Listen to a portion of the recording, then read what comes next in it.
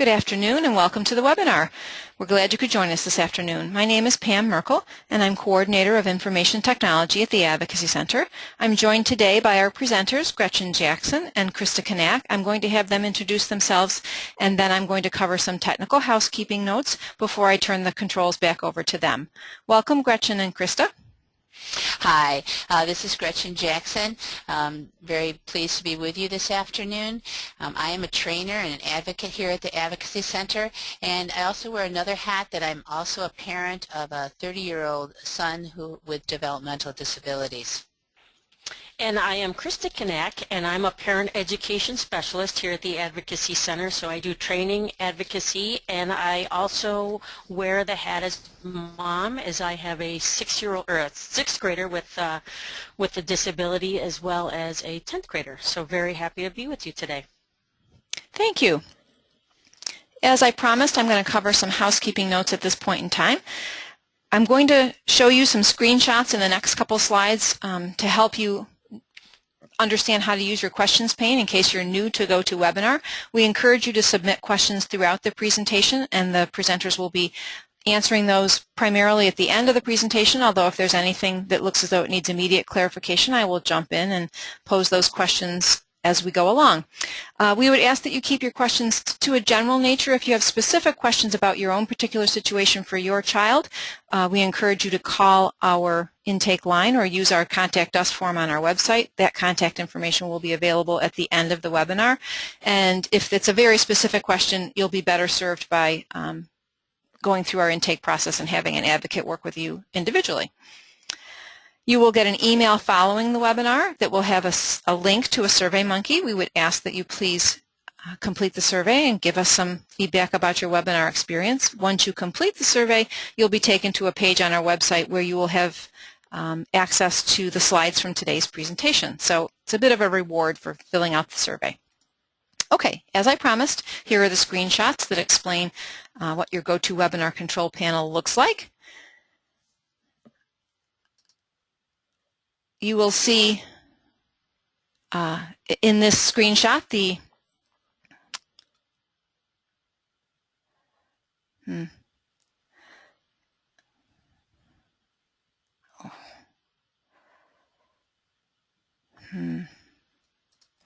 Okay, I'm going to switch to, I don't know whether people can hear me at this point. My webinar control panel says that I've lost audio. I'm going to try switching to telephone rather than webinar audio. Gretchen and Krista, can you hear me? Please let me know if you can. If you can't, I have to switch audio at this point in time.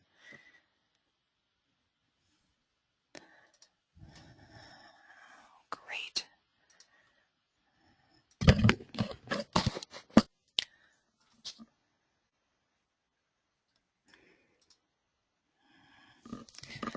Hi, this is Pam again. I'm sorry, we lost audio temporarily. I was about to switch to telephone audio and then the network connection was reestablished. I apologize for the technical difficulties. I believe Gretchen and Krista, can you hear me? Yes, this is Gretchen. I can hear you. And Krista, are you able to hear me? Hello. Okay, great. Thank you. Sorry, audience. We just had a small technical glitch, but we're ready to move on. So, okay. Obviously, some of you know how to use your questions pane because I got some notes that said we can't hear you. Okay. For those of you that are new and don't know, this is the control panel. The red arrow indicates that the control panel currently is collapsed. To expand that, you click the red arrow. Your control panel will then look like this. You type your message in the type message here. It will appear in this larger box. If it's a question that I can answer directly, I will type an answer back to you. If it's a question for the presenters, I will pose that to them at an appropriate time. This is a very important set of technical housekeeping, and this would be if you lose audio on your end and need to switch from using your telephone or your computer microphone and speakers, you would expand your audio control pane, click the telephone radio button. You will then be presented with a phone number and a PIN number to join the webinar. So I was just in the process of doing that when I regained my typical audio. So anyway, if you need to do that, feel free to switch. Okay, we're going to do a couple polling questions to find out who's in our audience today before I turn the controls over to Gretchen and Krista. Okay.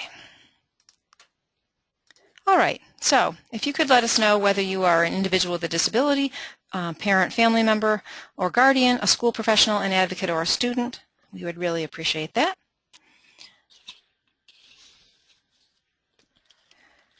Okay, about half of our audience has voted. I'm going to leave the poll open just a little bit longer. Votes are still coming in. I want to give everyone a chance to let us know what constituency they represent today. Okay, votes have stopped coming in, and sometimes people can't vote depending on the device that they're using, so I'm going to close that and share those results.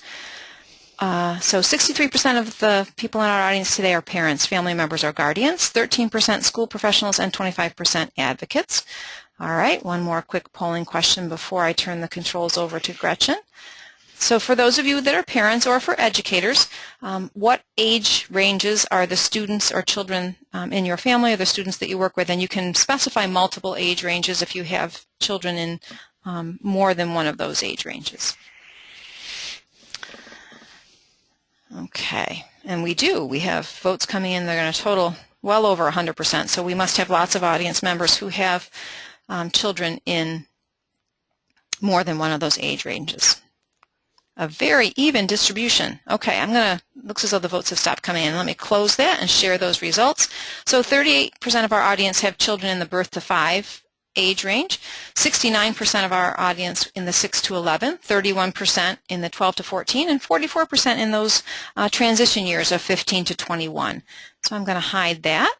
And at this point, I'm going to turn the controls over to Gretchen and Krista, and they will cover the topic of preparing for your child's annual review. Great, thanks Pam. Well, Corey, we're so glad that so many of you could join us today for the webinar. We are preparing for your child's annual review. So during the next 50 minutes, Gretchen and I are going to guide you through this process so that you can feel confident and empowered at your child's next Committee on Special Education meeting.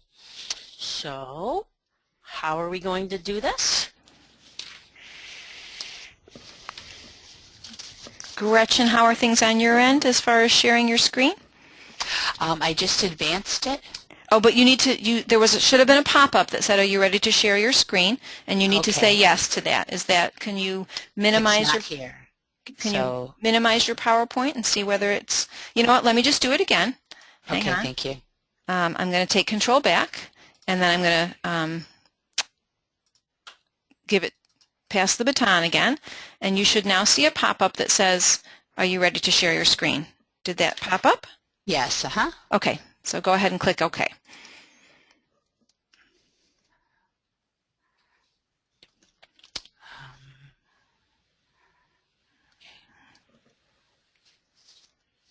There we go. We're good. Thank you. Beautiful. So we are going to help you get your ducks in a row. So we're going to talk about the importance of being prepared before you get to your child's CSE meeting. We're going to provide you with tools needed for your child's annual CSE so that when you get to the CSE meeting, all of your ducks will be in a row. And if one of them happens to quack, it's okay because you're going to be well organized and well informed. So we're going to help to increase your knowledge so that you'll feel confident as an equal member at your child's CSE meeting. So first, let's talk about how you can give your child a voice at their CSE meeting. Now remember, there would not be a meeting, an annual CSE meeting, without your child. Your child can be present and can participate in his or her CSE meeting. And really the level of a child's involvement in the meeting will vary from child to child and from family to family. So let's look at an example. So maybe your child is there for, let's say, the first 10 minutes of a meeting. They can maybe read a brief statement that they have written ahead of time about what they liked and maybe didn't like about the school year, what supports were helpful, and where they feel they might need a little bit more support. So what if you feel your child isn't ready to attend the meeting? The statement can always be read by an adult. And here's another idea for you. A videotape can be made of your child reading a prepared statement, and this can easily be shown at the meeting. So think about getting creative and how to give your child a voice at their CSE meeting. So during transition years, and I know there are a number of you who are kind of in that fit with kiddos 15 on up, the committee will look to have your child at the meetings to provide important information for their future with regards to transition and life after high school. So for those of you with children in that 0 to 5 range, what if you have a child that's younger? How can you include their concerns and likes into preparing for the annual CSE? Well, you can talk to them about their day in school. What part of the day do they like? What teacher do they like the best? And maybe how come? This begins the process of self-advocacy for your child. Another important piece we need to do is reflect on the school year. What positive things have happened to support your child? It could be making a new friend, or maybe a goal has been met, or maybe a teacher thought outside of the box to support your child in a tough part of the day. Try to think of something positive that you can mention to get things started off on a positive note. I know this may be easier said than done, but it's really important to try. So what vision do you have for your child? Where do you see them as an adult in 10 years, 5 years, even next year? We all have hopes and dreams for our children, and our challenge as parents is to be able to convey that to the people who are working with our children so they'll also see that vision and help support the child working toward it. The vision you have for your child should be driving not only the IEP goals your child works on, but the whole IEP. So CSE meetings would be a place to let everyone know what your vision is. Your vision can be short-term, your vision is long-term, but it has short-term components. I remember my son's first CSE meeting when he was 5 years old and entering school. I went in with my vision statement for him, how I saw him as an adult. It was simple, but it drove the outcome of that meeting and his goals every year after that. It still does, even today as an adult. Basically, I said I wanted him to grow to be happy with his life and a contributing member of his community. I wanted him to learn the necessary skills to accomplish that and to be educated with his typical peers so he could learn appropriate social skills and have typical experiences. Over the years, how we were going to accomplish this changed as his needs changed, but working toward the overall vision did not. I had my vision statement placed in my son's records so the committee would always have it. Remembering what the long-term vision is will help you, the parents, decide the important pieces to include in any meeting you have for your child. As your child grows and develops their own hopes and dreams, these can also be incorporated into their vision to be shared at your meetings. This is all a work in progress. Your vision should also have short-term components to help your child reach the adult goals. So think about what might you want for your child to accomplish within a certain school year that is going to help him toward his future. Think of your child's areas of interest. For an example, could it be they want to be part of their town's summer recreation program? To do this, they might need to work on their social skills to get them ready for it. What goal could be included in the child's IEP to help them improve their social skills that is also working toward yours and your child's vision? It's a team effort that is centered around your child.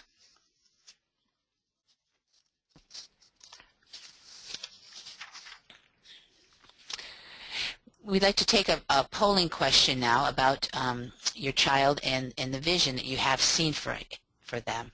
Okay, and I'm going to launch that right now. So if you could let us know where you stand with regard to developing a vision for your child. Perhaps you have already written a formal vision statement and have that prepared. Maybe you've given it some thought, but you don't have anything in writing yet, and maybe you haven't yet started that vision process, but there's never it's never too early or never too late to start. So let's see where that comes out and see. I'm going to let the votes come in for a few more minutes, or for a little bit longer, not minutes, but okay. Looks as though the votes have stopped coming in, so I'm going to close that and share those results. We have a half and half split. No one yet has a written vision statement. Half of the audience says that they have given it some thought but don't have anything in writing, and the other half have said no, they haven't started it yet. So, okay. Alrighty, great. Well, thanks so much for weighing in and on creating a vision for your child. So now let's continue to get you and your child ready for the CSE meeting.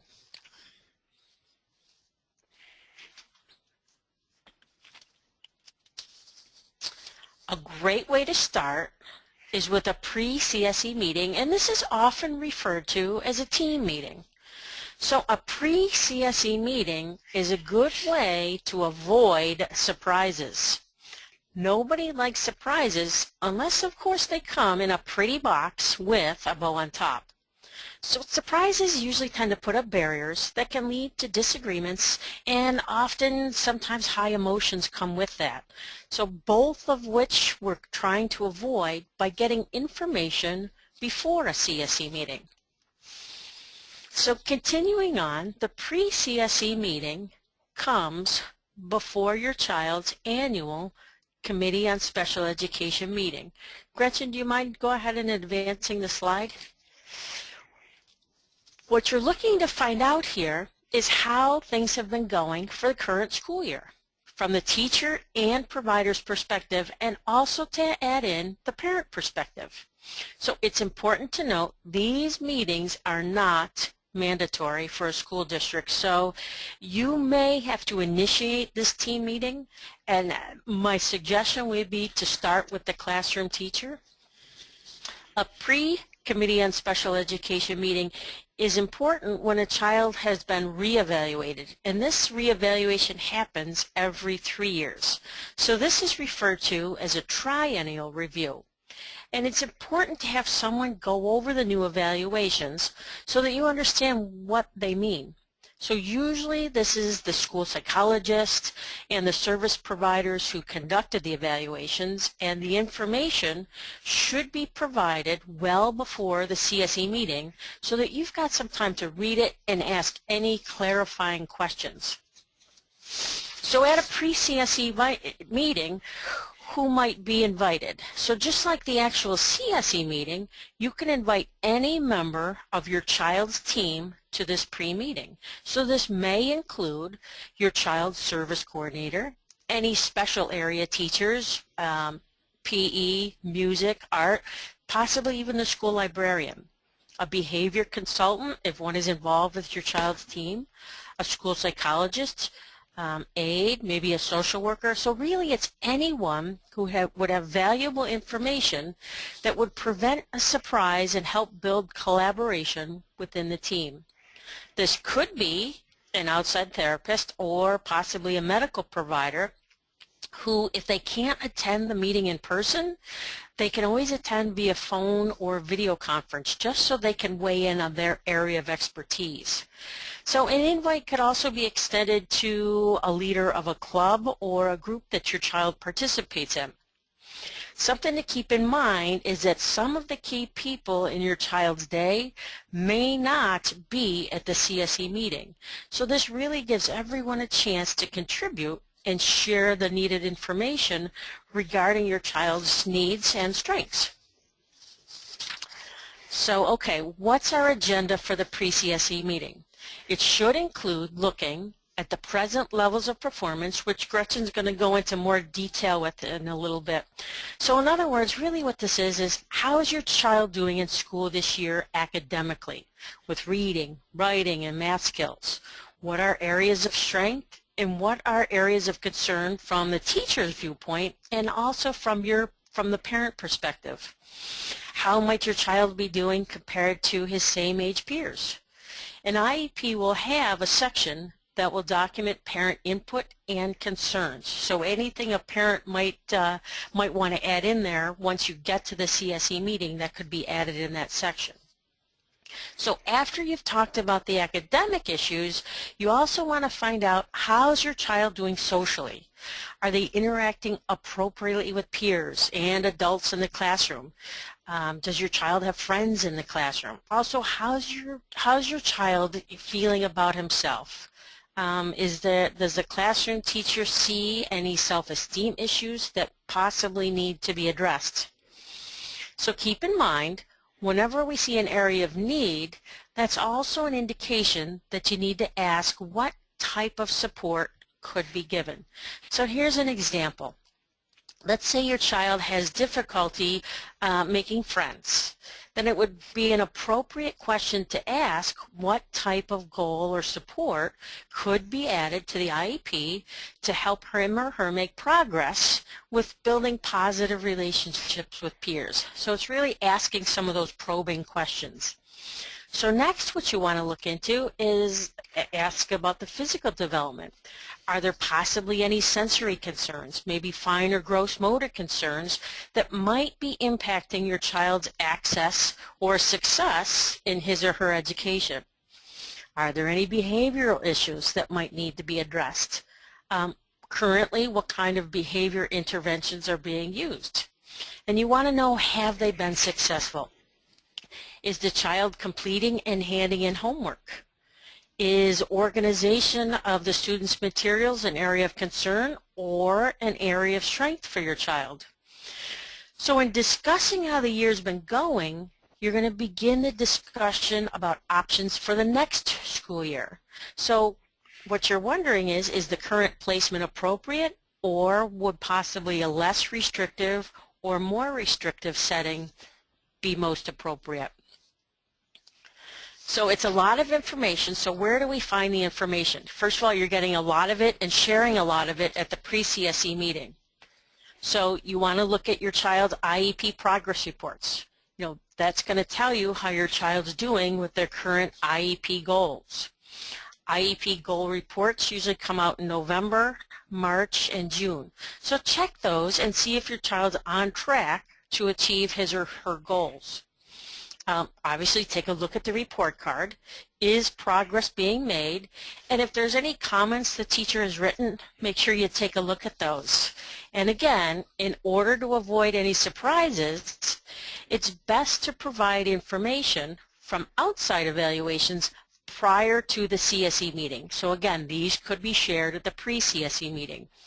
If you have outside providers, it is up to the family as far as what to share and what possibly not to share. So there may be medical information that you might want to share with your child's team.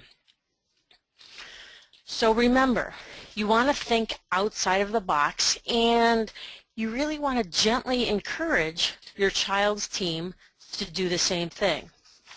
You want to be creative with ideas so that you can help your child be successful. So let me give you an example. Let's say your child is in a smaller class size setting with other students with disabilities. Where might some opportunities for inclusion with typical peers happen? It could be specials, it could be chorus, maybe recess. Again, it's thinking about where are areas within the school day that could happen. So asking what if kinds of questions are going to help model for the team kind of that thinking outside of the box so that the team can creatively think of answers. So you could ask in that scenario, what if my child went to music with the general education students with the support of an aide? You can also ask the teacher what they need to support your child. So what sort of additional supports might that classroom teacher need? And if you're not understanding the report card or any testing that's been done, make sure you ask for help and use that opportunity to build relationships with your child's school team. You want to remember throughout the meeting, you want to be assertive, but you don't want to be aggressive. Not everyone will be in agreement on all of the items that are being discussed, so you're going to have people weighing in and giving their thoughts and opinions. So what you're going to want to recap important points at the end of your meeting and check about any follow-up and who might be responsible for getting the information to you and by when. At the pre-CSE meeting, this is also a good time to inquire about the draft IEP and when you might be able to expect a copy to review before the meeting. So again, this is your opportunity to build a collaborative working relationship. So don't forget, at the conclusion of the meeting, to thank everyone for their time and all they do for your child. Okay. Gretchen, do you want to pop up those questions? I'm going to do a couple of polling questions at this point, and we're going to test your knowledge about the notification process for the CSE. So the first question is, do parents need to receive written notification of a CSE meeting? So if you could let us know what you think about that. Okay, votes are coming in. All right, we have a very keen audience today. 100% of the audience says that yes, a written notice needs to be sent out for the CSE meeting. And then we have another follow-up question that's related to that one. Okay, and that question is, should the meeting notice include attendees and the role of each attendee at the meeting? And I'm confident that Gretchen's going to be elaborating on these topics in the next few slides to give you a little bit more information about this. Okay. All right, looks as though all the votes are in. We have a slight split here. 93% of our audience said yes, the meeting notice does need to include the attendees and the role, and 7% say no. Okay, so I'm going to have Gretchen continue and fill you in on that. Okay, thank you very much, Pam. Krista has gone over a lot of good ideas on how to gather information for from your pre-CSE meeting to help us prepare now for our annual CSE meeting. And the first thing certainly is getting your meeting notice.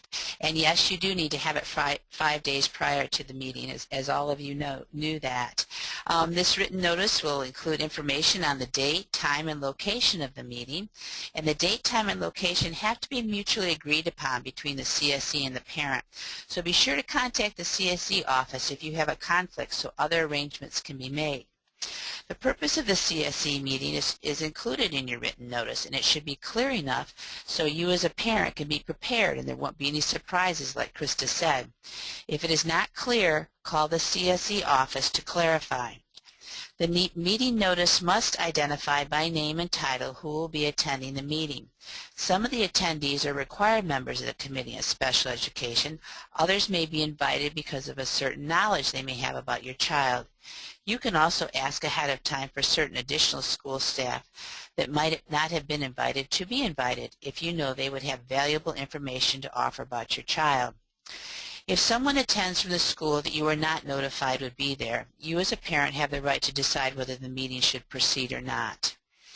Out of common courtesy, it's always a good idea to let the CSE office know if you're bringing anyone else with you, especially someone like an outside evaluator, a counselor, a doctor, an advocate, just somebody that they weren't planning on being there. Surprising the CSE committee is usually not helpful to you. You can find the requirements for the CSE meeting notice in the New York State Education Regulations as noted on the bottom right-hand side of this slide. So, who's on the Committee on Special Education? You need to know who will be sitting around the CSE table with you. These are the people who are going to help create your child's new IEP or Individualized Education Plan. So who are the required members of the CSE committee?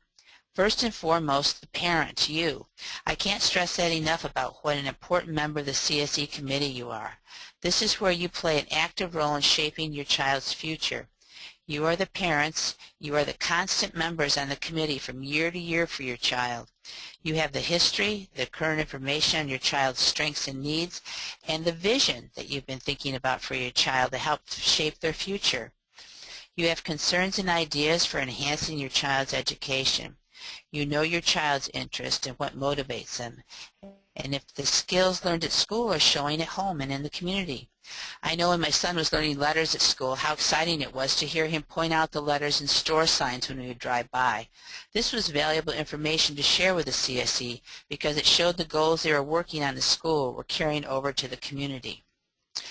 Your regular education teacher of your child is also a required member. This person understands the school's general education curriculum requirements, and he can help the committee determine appropriate supports and services that will be helpful for your child in the regular education classroom so that they can participate to the fullest extent. Although only one regular education teacher is required to attend the meeting, if your child has more than one teacher, be sure information is collected from all of them prior to the CSE meeting. And if you have one that you think would be able to offer a lot of valuable information, be sure that teacher is the one that's invited. Your child special education teacher is also a required member of the CSE committee. This teacher can give information on specially designed instruction needed to address your child's unique needs and how is your child progressing on their goals. A school psychologist is on the committee to explain individual evaluations that have been done on your child and also to assist in identifying positive behavioral interventions or strategies and to also help plan for school programs to meet your child's needs. And the last one on this slide is the school district representatives. Then they're usually the ones that serve as the chairperson of the Committee of Special Education. And this person has to be qualified to provide or supervise special education, knowledgeable about general education curriculum, knowledge of the continuum of services for special ed, and what services are available and what resources are in the district. Sometimes this position is represented by another required member on the committee, such as a regular education teacher, a special education teacher, or the school psychologist. Most likely in most districts, it's a director of special education. Continuing on of the members is the next person.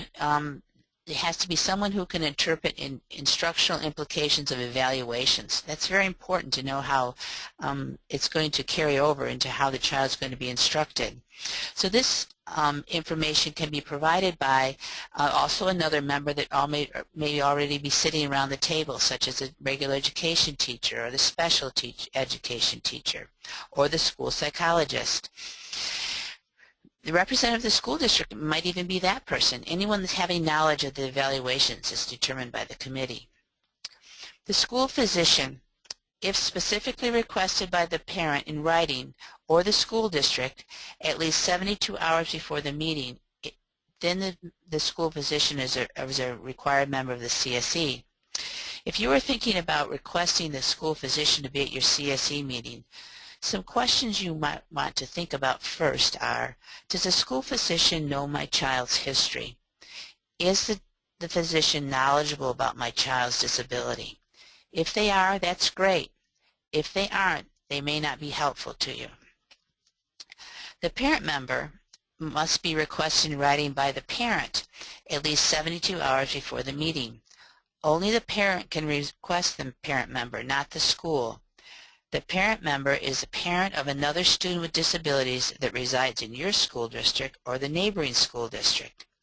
The parent member can provide support and information to the parents during a CSE meeting. The parent member's role is to participate in the meetings, discussions, and decisions from their perspective as a parent of a student with a disability. It's important to note that they may not agree with your perspective on what is best for your child. Other persons having knowledge or special expertise regarding your child can be invited to the meeting at the discretion of whoever invited them, and that would be either the parents or the school personnel. The determination of the knowledge or expertise of an individual is made by whoever invited them, either the parents or the school. When these people attend, they also are participating as committee members for your child. So who might you invite? Possibly a grandparent, a neighbor, an outside evaluator, an advocate, or even a counselor. The school could invite maybe a guidance counselor, a reading teacher, or a social worker, or maybe a transition coordinator if your child's 15 years or older. Your child is always invited, and Krista has gone over some things to think about when determining how and when your child might participate in their own CSE meeting. So here's an IEP development wheel. You, along with all the members of the CSE committee, are responsible to develop an individualized education program unique to your child. This wheel represents all of the components in the development of a good IEP. In the center of this wheel is your child. It is a child-centered process. No other issues, agenda, or purpose should interfere with this process. Let's jump into the wheel at a very important spot. We're going to jump in right here. Parent involvement is extremely important for your child's success. You've gathered a lot of information at your pre-CSE meeting that you will see fits directly into your child's IEP as we go through. As you work through the CSE process at your child's annual review, remember, the only bad question to ask at the meeting is the one you don't ask. So ask them all until you clearly have an answer and understand.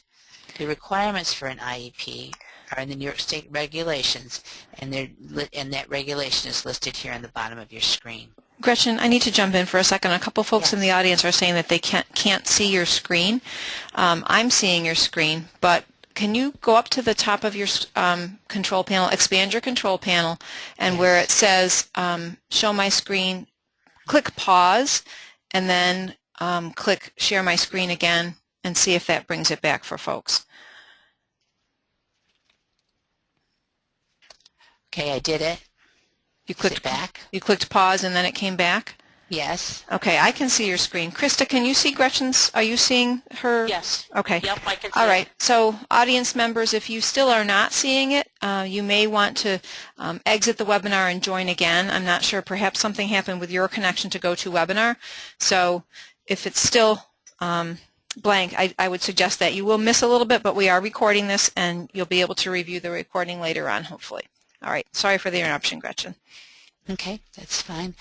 Okay, so we're starting out here with the shared responsibility and the importance of parental participation. Okay, as you move through this wheel, okay, it's not letting me advance, Pam? Okay, lower left-hand corner of your PowerPoint, use the arrow keys there. That should help you to advance your slides. Sometimes the arrow keys aren't working. The keyboard keys don't work, but if you click on the arrows in the PowerPoint display itself. Okay, certainly. Okay, thank you. Okay, we'll go on to we're going around our IEP development wheel. We're going to look at evaluations. And evaluations should be the first thing discussed after we're participating, is that they show the most of the up-to-date information about your child and how your child's performing. The IEP must document the results of the initial or most recent individual evaluations of your child, as well as the results of your child's performance on any general or state district-wide assessments. Evaluations should also include related services and classroom observations. So evaluations are very important to have an idea of what's happening with your child in school. Present levels of performance. These are a very important part of the IEP because it is here where it will be decided what your child's education program is going to look like based on what is written here. Present levels of performance identifies the area of unique needs related to your child's disability and the current level of functioning, including the strengths of the student related to those areas. This information will be gathered from recent evaluations and reports and identifying the instructional implications for your child. Present levels of performance include your child's interests and preferences, what instructional supports and services are needed, what accommodations and modifications are needed, and what your child's learning style is. Is she a visual learning? Is he an auditory learner? Or a hands-on learner, or all of them. It will include how your child's disability affects their involvement and progress in the general education curriculum. It will also include what has worked and what hasn't worked. You will have heard most of this information at your pre-CSE meeting. So now be sure to check to be sure that it is written into the IEP, because again, what is written here will determine the type of program your child is going to have. All of this information will be summarized in language that parents and professionals can understand about your child's functioning level, so that a year from now, the parents and professionals can determine if progress has been made. It is very important that you state your ideas and the information you have gathered for enhancing your child's education, so that it can be presented, it can be added to the present levels of performance. If it is not already there, and you'll be sure to check that. Your concerns will also be included under the Parent Concerns section. It is from the parents' the present levels of performance needs statements that the goals and services will be determined. Everything comes back to how are the present levels of performance written. There are present levels of performance in 4 areas of consideration. First, in the area of academic, functional performance and learning characteristics. These would include the level of intellectual functioning, your child's attention, memory, problem solving, language functioning, anything that's academically based. Activities of daily living, how are they taking personal care, especially as your child gets older, preparing meals or household activities, managing resources. And you want to look at adaptive behavior. How does your child cope with demands? How does your child make judgments and decisions? What's the expected rate of progress in acquiring new skills and information and learning style? Are these things accurately reflected in this part of your child's present levels of performance? Social levels of performance include things like your child's relationships with peers and adults, feelings about self and school adjustment to school and community environment. And then there's physical development levels of performance, which include motor and sensory development, health, vitality, and any skills or limitations that pertain to the learning process. And then last, there's the management levels of performance, which would include things like a need for environmental modifications, for example, or a need for limited auditory or visual distractions. Does your child need consistency and routine? It should be written here. Adaptive furniture. Any need for human resources, such as help finding classes, following schedules, helping with assistance in note-taking, or any type of different instructional materials. Here's an example of part of an unclear and clear present levels of performance for Sally in academics. So let's look at that for just a minute. So a very unclear one is Sally is a 3rd grader who has difficulty with written language, reading, and math. We aren't sure what Sally's really doing there. On the clear one, it says Sally's a 3rd grader. In written language, Sally spells at nearly the 1st grade level. She knows what sentences begin with a capital letter and end with a period, but she has no other consistent understanding of capitalization or punctuation. She is unable to complete a simple sentence. So, if you were Sally's teacher next year, which present levels of performance would you want to receive about Sally? If you only received the unclear vision, you would only know that she had difficulties, but not where to start teaching her until you had discovered what she could and couldn't do on your own. This is a waste of learning time for Sally. If you received the clear version of the present levels of performance, you would know immediately where to start teaching Sally. Read over all of your child's levels of performance and ask yourself, are these clear? Do these describe my child well in all areas? Could someone pick these up and say they understand what my child's strengths and needs are? Ask a family member or a friend to read them and see if they understand what your child's strengths and needs are. Remember, you are a member of the CSE committee, and if you don't agree with how your child's present levels of performance are written, it's okay to speak up. You will always be your child's best advocate. Here's just an example of how to help you organize your thoughts about your child's present levels of performance before your meeting, because you've gathered a lot of information about your child from your pre-CSE meeting and just from living with your child, watching them at home, being with them in the community, observing them with their peers. All of this information you can organize in this format and put your child's picture in the middle. This will help you be ready with specific information to offer about your child as the IEP is being developed, and help you not to lose focus of your child's strengths and needs during the meeting. So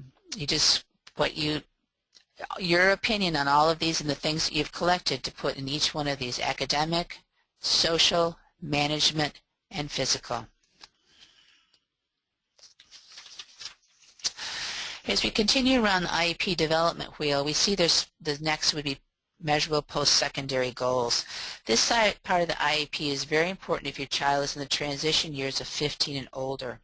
We won't spend a lot of time today on this with this webinar because there's a lot to consider during the transition years. However, I do encourage you to listen to one of our other webinars on transition or attend one of our mini transition workshops. This information can be found on our website at www.advocacycenter.com. What I will say briefly is that post-secondary goals are based on your child's preferences and interests as they transition from school to post-secondary activities, and all the steps necessary for them to achieve them. Your child's future goals are around what education or training they might want to have once they leave school, what type of employment they want to do, and where they want to live. This might include things like adult services if necessary, community participation, or independent living. This is done with direct student participation through information gathered from a variety of formal and informal methods. This information is reviewed annually at the CSE to see if it is still what your child wants. Then that information is used to help guide the development of the annual goals and recommendations for transition services for the new IEP. Annual goals. Annual goals are statements that identify what knowledge, skills, or behavior a student is expected to be able to demonstrate within the year during which the IEP will be in effect. The goals in a student's IEP should relate to the student's need for specially designed instruction to address the student's disability needs and those needs that interfere with the student's ability to participate and progress in the general education curriculum. These needs have been identified in the needs section of the present levels of performance, or the PLEPS, PLP. The goal needs to be written in language that parents and educators can understand. They need to be observable and measurable and to be achieved within 1 year. If your child has the same goal every year, it's not appropriate. It needs to be rewritten so it can be achieved in 1 year.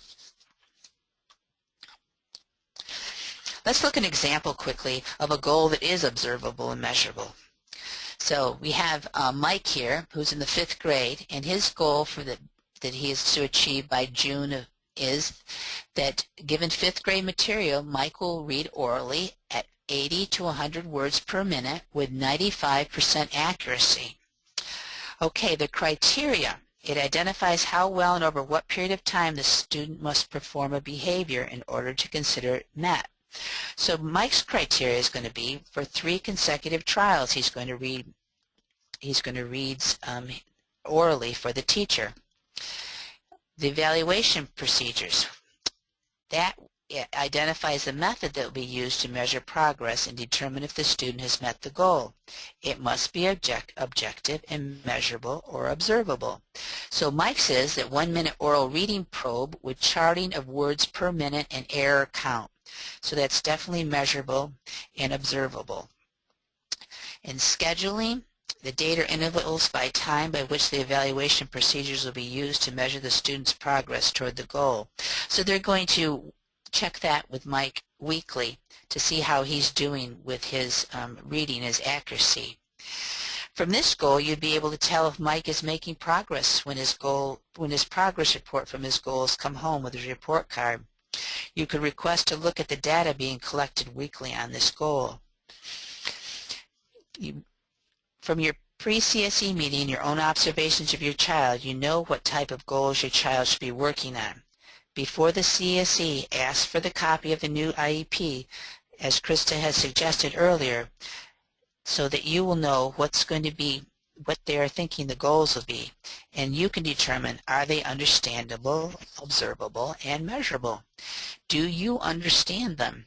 Again, recruit another family member or neighbor to read them. Can they understand what your child will be doing? If not, ask questions at the CSE meeting. Be prepared to speak up about the goals. And again, As I mentioned before and continue to mention, you will always be your child's best advocate.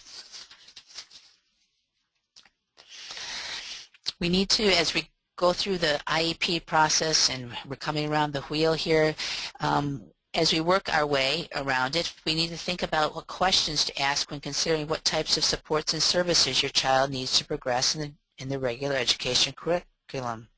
Questions like what, when, where, and how often. What can be provided that will enable my child to be educated in the general education setting to the maximum extent appropriate and is supported, again, in the present levels of performance? Everything goes back to the present levels of performance. When, where, and how often will special education services be given? They could possibly be given through consultant teacher services, integrated co-teaching class, special class for part of the day, or maybe resource room. Does my child need related services such as speech, occupational therapy, physical therapy? Once it's determined what type of supports and services are needed by your child, be sure to check that they are written accurately in your child's IEP and it's what you agreed upon at the meeting. What types of modifications or accommodations does your child need to be successful? And is that supported, again, by what's written in the present levels of performance?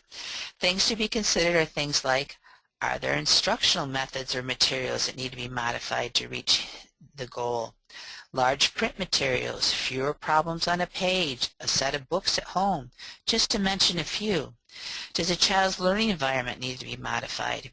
I had a case once where a child with autism could not be in a room with Venetian blinds because of how they cast the light and stripes on the wall. It would cause her to have a meltdown. So the accommodation was no Venetian blinds in her classroom. Another thing to think about is, does homework need to be modified? Are testing modifications needed? Any modifications or accommodations necessary for time demands or scheduling? Again, be ready to give your input if the need arises. According to the Federal Individuals with Disabilities Act, or IDEA, your child has the right to be educated in the least restrictive environment or the regular education classroom first, and the CSE should always look at how your child can be supported there in order to be successful in making progress on their goals. Always remember, special education is a service, not a place. The decision to remove a child from the general education classroom should not be done lightly. It needs to be justified on the IEP why the child is moving to a more restrictive environment. A child should only be removed from the least restrictive environment when they can no longer benefit there, even with supports and services being pushed into that setting, and it has been well documented. Considerations must also be given on how this would negatively affect the child to be removed from the least restrictive environment. You can find the definition of least restrictive environment, again, in the New York State regulations, as noted on the bottom of this slide. Finally, at the end of the development of the IEP, is the placement is decided after all the rest of the IEP has been developed. It is from all of your child's evaluations, the present levels of performance in all areas, their goals, needed supports and services, needed modifications and accommodations, least restrictive environment statement, full consideration of the continuum of special education services, that then the placement is decided where your child would appropriately be able to achieve their goals. Placement is never decided first before all these other things. If it is recommended that your child be moved out of the least restrictive environment to something more restrictive, you have a right to observe other classrooms and services before making a decision. When observing special education classrooms, remember that children need to be grouped with similar needs in no more than a 3-year span in ages. Consider your child's placement seriously and ask lots of questions. This is an important decision for your child's future. And again, you can learn more about the continuum of special education services in the New York State Education Regulations, is cited here in the bottom of your slide.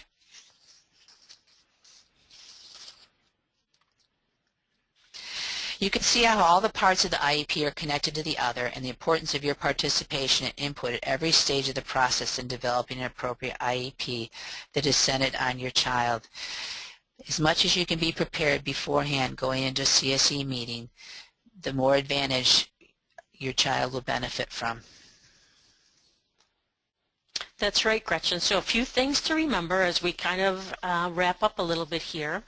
IEPs are reviewed annually, but you can always request a CSE meeting at any time. So in this, it would be called the program review. So check with the classroom teacher first if your child isn't doing well, and if progress continues to be insufficient, you could always request in writing a program review. Remember, students must be evaluated every 3 years. This can happen sooner if a parent or the school staff has some concerns. And you'll probably be working with your school team for quite a while, so it's important to build a collaborative relationship for the good of your child. So, what happens if you disagree with the decision that the committee has made? So let's talk about your due process rights. So during a CSE meeting, you might disagree with the recommendation or results of an evaluation. So you then have the right to request an outside independent evaluation, often referred to as an IEE, and this could be at the district expense. This request has to be made to the Committee on Special Education in writing.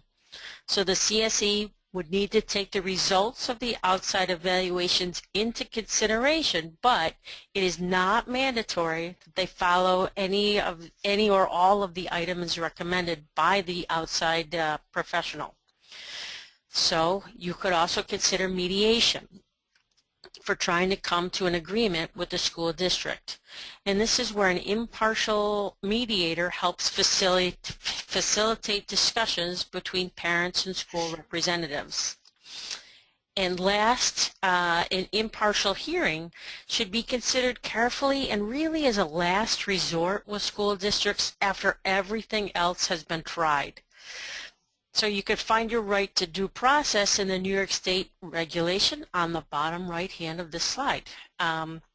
Generally, the school district's attorney will be involved on behalf of the school position. So with this being a legal process, we would encourage you to obtain legal counsel and representation. So part of getting your ducks in a row for your annual CSE meeting is really trying to control your emotions. So it's important to realize ahead of time what might be hot button statements for you so that if these do get used during the meeting, you're not derailed and lose your train of thought and allow yourself to be kind of led down an emotional path that you maybe hadn't planned for. So come up with a plan ahead of time on what your response might be. And here just are a couple of options. You can simply choose to ignore the statement and move on. You can certainly excuse yourself from the meeting for a little bit so that you can take a little bit of time to collect your thoughts and emotions. Maybe you take some time to speak with a family or a friend or family member who maybe has attended the meeting with you. And you can always opt to table the meeting and come back at another time. So realize parents can also be button pushers too. And again, it's not intentionally done, but sometimes we do it just as school staff might inadvertently push our buttons. So as a parent, what might push your buttons? And it may be statements like, for example, your child is not trying hard enough. Why do you question that teacher? She knows what she's doing. Or how about, we can't give your daughter the support she needs. Or it might push our buttons when the team doesn't seem to be listening and seems to have a closed mind. So let's look at what might push the buttons of the school staff. So again, it might be when parents bring in too many outside evaluations. It might be when parents talk too much about the past. It might be coming to the meeting with a surprise, or it may push your team's buttons when you don't seem to be listening and possibly you're the one with a closed mind. So, the hard work is done. Congratulations. Because at this point in the process, your ducks should be in a row and you're now prepared for your child's annual CSE meeting. So, you've come up with a way to give your child a voice at their CSE meeting. You've thought about vision. Maybe you've written it. Maybe you've just thought about it. You've initiated a pre-CSE or a team meeting. You have invited all relevant staff. You've set up an agenda for that pre-CSE meeting. You know what services and supports your child is currently getting, and you've requested a draft IEP before the CSE meeting. So you've gone over and carefully read the draft and understand each of the areas that Gretchen had talked about. You're going to write down any questions or concerns you have, and you're going to think about setting realistic goals for your child and what can be accomplished in one school year. So if there's a change in placement that might be talked about, you've gone in and you've observed other classroom programs, and you're more aware of what might push your buttons, and you have a response plan in place. And if you need to, you've talked to a friend, an advocate, or a family member prior to the meeting to kind of go over your thoughts and concerns. Here's some additional information that will be helpful as you prepare for your annual review. These are some online resources that will help you prepare to become a better advocate for your child. The top one is the United States Education Department that explains about the Individuals with Disabilities Education Act that governs all the special education in our country. This is where you can also read about least restrictive environment, one of the topics there. The next one is the New York State Education website that has the laws and regulations that govern special education in compliance with IDEA. This is a website that has the regulations we've cited on the bottom of many of the slides today. Rights Law are private attorneys that give lots of helpful ideas on how to be a good advocate for your child. The Advocacy Center is our website, and we hold much information for parents on special education and how to maneuver within it. And then this last one is a great booklet on special education that's written in plain language and very easy to read and understand. Great, and that one we use quite a bit, special education in plain language. So we want to leave you with a quote by Henry Ford as he sums up the premise behind a collaborative relationship. Coming together is a beginning. Keeping together is progress, and working together is success. We thank you all for joining us today for the webinar, and we hope the information that we've provided have been helpful. Contact information for the Advocacy Center is on the next slide. Thanks, Gretchen and Krista. We've covered a lot of information this afternoon, and thank you all for sticking with us a little bit past 1 o'clock. We got a delayed start because of that audio problem, so we appreciate your patience. I've had a couple questions about resources. I want to quickly go to our website and show you. Gretchen talked about taking a look at other webinars, and we had a specific question about resources that would help in creating a vision statement. So let me do that, and then I will get back to the specific questions on this topic. Just in case people have to leave, I want to show them the information on our website. So hang on just a minute, and I will...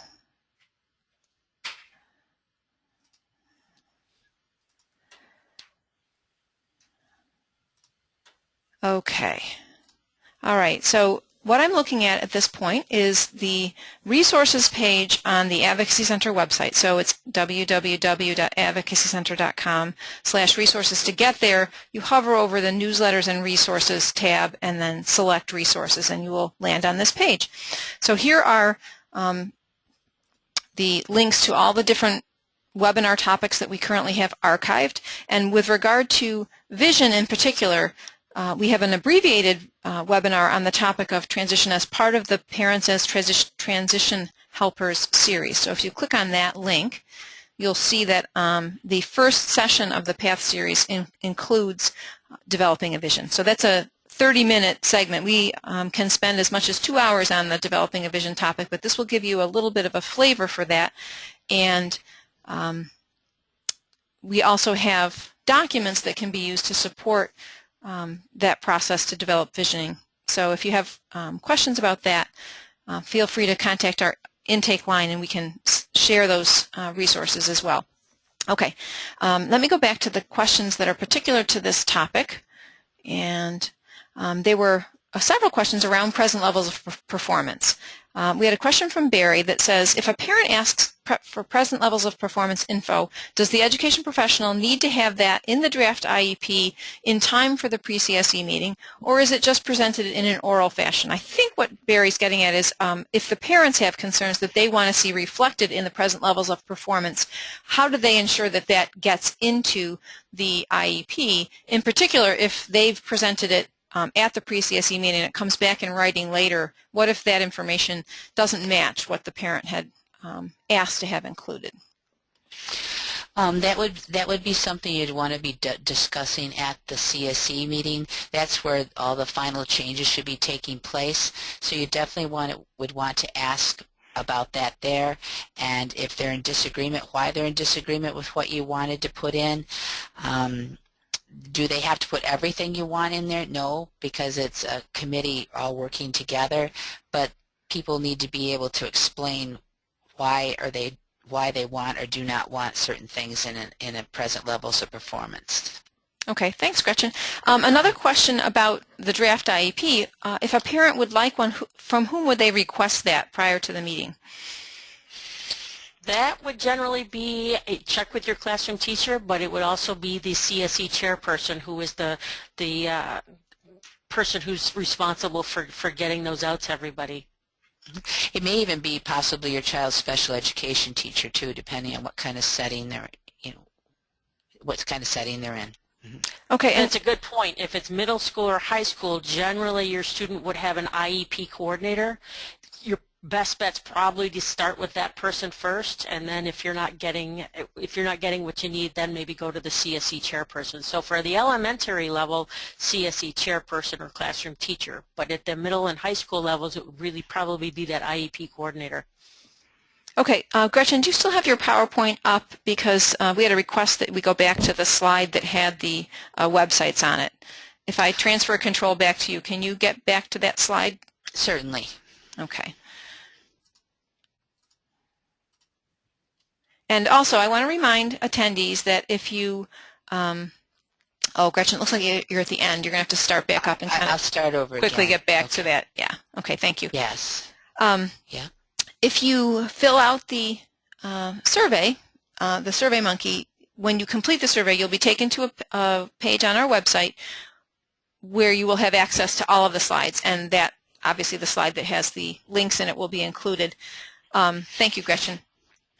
Yes. If anyone does get the survey and fill it out, and for some technical reason they don't get taken to our website, feel free to just reply back to the follow-up email, and I can send that information. Well, I may not be able to send it out to you via email. It's a pretty big document, but I can send you the link that will get you there so that you'll have access to the slides. We don't want to limit your access if you had some difficulty filling out the survey. So again, we thank you all for being a member of our audience. We have other webinars coming up in the future, so check our website.